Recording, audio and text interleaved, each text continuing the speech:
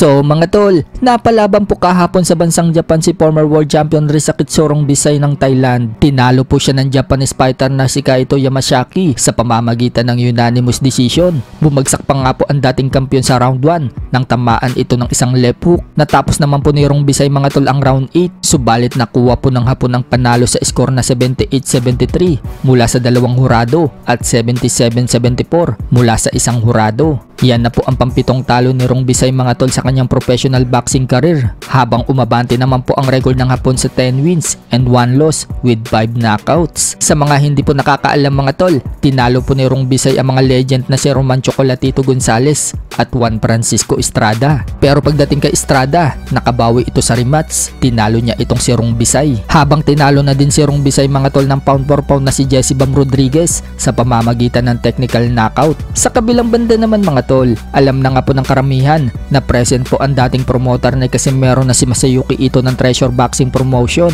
sa boxing event sa Ilorde Sports Center, Parañaque City. Nito lang mga nakalipas na araw. Napalaban po kasi dyan si Yukinori Ugoni mga tol at nanalo sa pamamagitan ng first round technical knockout kontra sa Pinoy na si Janjan Estrada. So ibinahagi nga po dyan ni Masayuki Ito mga tol na naghahanap umano siya ng next Pilipino na pipirma sa promotion niya, at nabanggit po niya mga tol na interesado umano siya sa Pilipino OPBF Bantam Champion na si Kenneth Luber. Magaling, mabilis at malakas daw itong si Luber, para nga daw itong si Manny Pacquiao, kaya interesado si Masayuki Ito na papirmahin itong si Luber. At dahil dyan, nakarating po ang balitang yan sa promoter ni Luber na si Jerry Peñalosa. Sumukhang willing nga din po si Jerry Peñalosa mga tol na makipagtrabaho kay Masayuki Ito. Sinabi po kasi ni Peñalosa na open daw siya makipag-deal sa Japanese promoter. So abangan po natin mga tol ang susunod na balita tungkol kay Kenneth Luber, kung pipirma nga ba ito sa Treasure Boxing Promotion. Sa iba pang balita mga tol, trending naman po sa boxing community ang isang laban na ginawang MMA ang boxing.